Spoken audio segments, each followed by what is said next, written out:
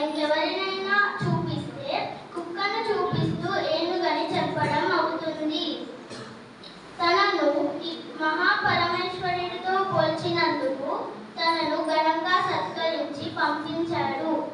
రాజైన సర్వజ్ఞ ఆ సింగ జనపాలుడి ఆస్థానానికి వెళ్ళాడు. సర్వజ్ఞ అంటే ఆ రాజు బిరుదు. ఆ సింగ జనపాలుడిని కీర్తిస్తూ ఒక పద్యం చెప్పాడు. సర్వజ్ఞానమధేయము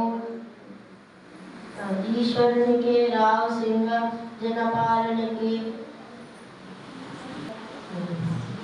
జల్లలు తొక్కరు సర్వజనట దున్నను కుక్క సామజం అంటే అంతరించాడు. అరవ పిల్ల తిండి తినడంలో ఏనుగ పిల్ల అంట, దెబ్బలాడడంలో మేక పిల్ల అంట, పని చెడగొట్టడంలో పిల్లి పిల్ల అంట, అందంలో కోతి పిల్ల అంట. పాపం అరవవారు ఈ పద్యం వింటే చాలా చిన్నపుచ్చుకుంటారు. కానీ మన కవల సంగతి తెలియదేముందని వారికి ఆనందం వచ్చిన వారి తీవ్రత వారి కవిత్వంలోనే కనిపిస్తుంది. పిల్ల పూర్ణ మేక పిల్ల పారుపోతూ తలంబున బంది పిల్ల ఎల్ల పనులను జడుపంగ పిల్లి పిల్ల అందముల గ్రోతి పిల్ల ఈ అరవ పిల్ల. నేను 8వ తరగతి బీటా విభాగంలో చదువుతున్నాను. శ్రీనాథుడు అరవదేశం వెళ్ళినప్పుడు అక్కడ స్త్రీలను చూసి ఆయనకు ఎన్నట్టుగా అనిపించింది. వాళ్ళ వేషభాషలు కట్టుబాట్లు ఏమీ నచ్చలేదు ఆయనకు. దాంతో శ్రీనాథుడు అరవదేశ స్త్రీల గురించి ఇలా చెబుతున్నాడు.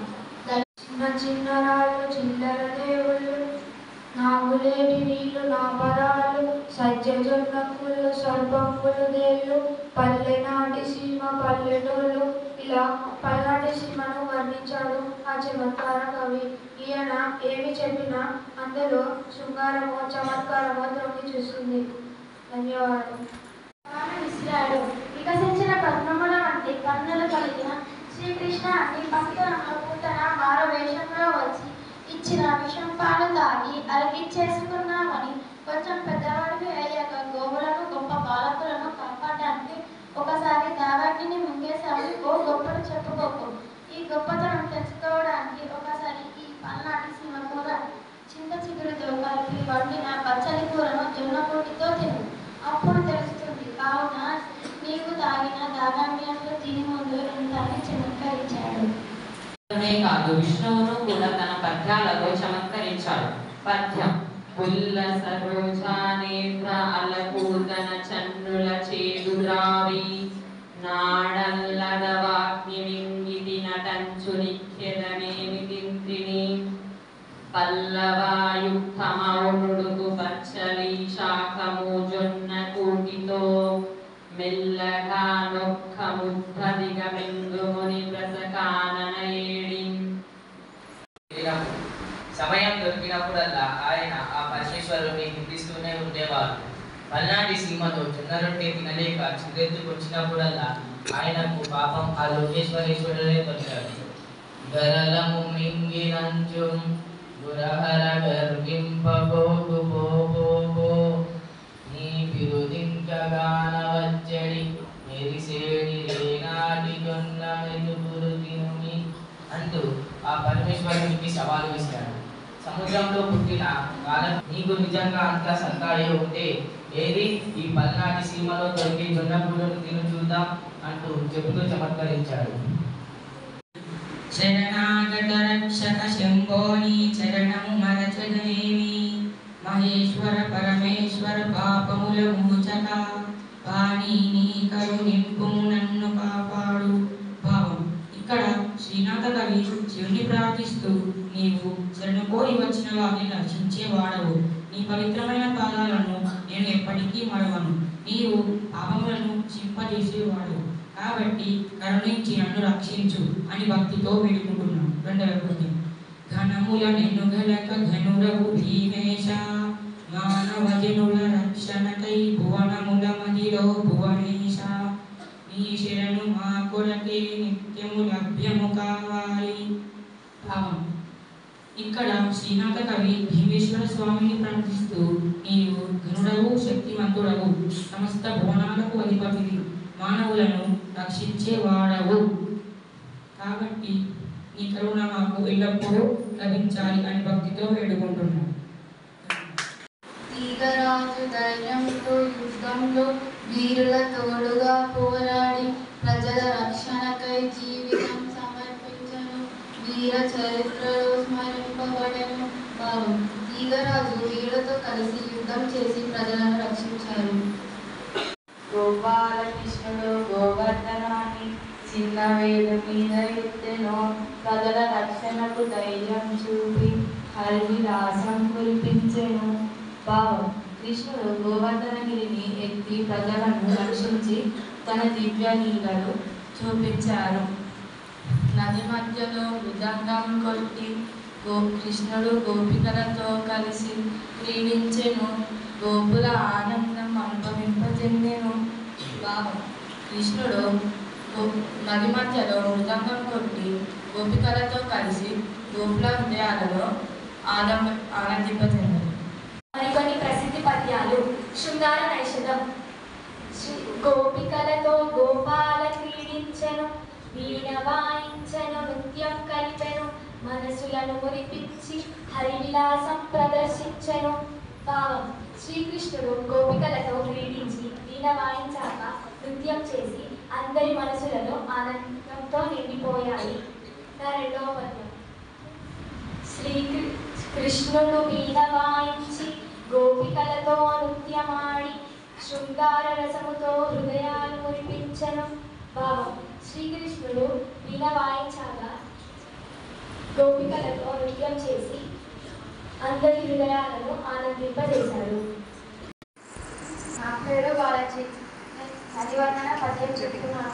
పల్ల కల్లోలమై అలలతో రేగుచు, పల్ల వముడవలని తీరమున తాకుచు, నది మహిమా పుతముగా కనిపించు.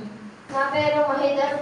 భావం చెప్తూ: గోదావరి నది అలలతో ఉప్పొంగి తీరాన్ని తాకుతూ అద్భుతంగా ప్రవహిస్తుంది. చదువుతున్నాను పద్యం. శ్రీరాముని గుణగణం. సత్యవత పరిపాలకుడై సాధువుల రక్షకుడై నిలిచెను, రావణుని సంహరించి గౌరవము సంపూర్ణముగా పొందెను రఘువీరుడు. శుభోదయం అందరికీ. నా పేరు ఎం భార్గవరెడ్డి. నేను ఈరోజు పద్యం భావం చెప్పబోతున్నాను. సత్యానికి కట్టుబడి సద్గుణాలను కాపాడిన శ్రీరాముడు రావణుణ్ణి సంహరించి గౌరవాన్ని పొందాడు. నా పేరు శ్రీ చరణుడు. ఏదో తరగతిలో చదువుతున్నాను. ఈరోజు పద్యం. ఈ ప్రేమ శ్యాముడి రూపము చూచి నిత్యము మధుర స్మృతులొలికెను, గోపికల హృదయమునందు గోకులనందుడు వసించును. ధన్యవాదములు. భావం: గోపికలు కృష్ణుని రూపాన్ని చూసి ఎప్పటికీ ఆయనలో అయిపోతారు. పద్యం. రక్త రేణువులు రాచుచు రణరంగ బంధు వీరుల మ్రోగుచు, శత్రువులను కొట్టి పరద్రోయుచు పలనాటి వీరులు నిలిచి.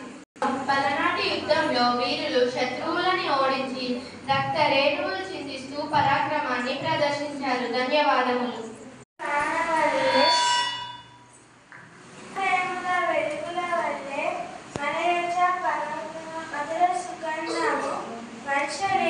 ప్రకృతి మహిమ.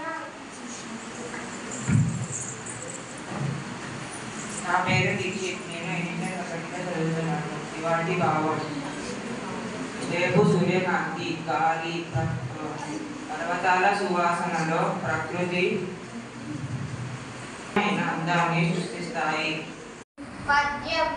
సీతారాముల వర్ణన.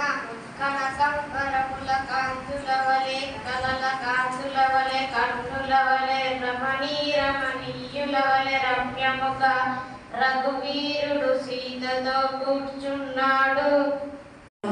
భావం: గంగా నది ఉప్పొంగి వేగంగా పొంగి పొరలతో సముద్రం వైపు పరిగెత్తుతున్న దృశ్యం.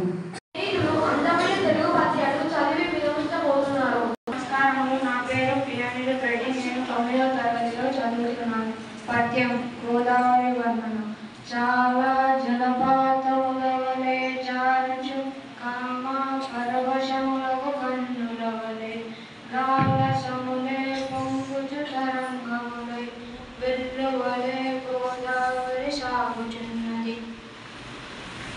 నా పేరు మహేష్. బాబా, గోదావరి నది ఉప్పొంగిపోయి వర్షపు జలపాతంలా ప్రవహిస్తూ కన్నుల అందంలా ప్రకాశిస్తూ సాగిపోతున్నది.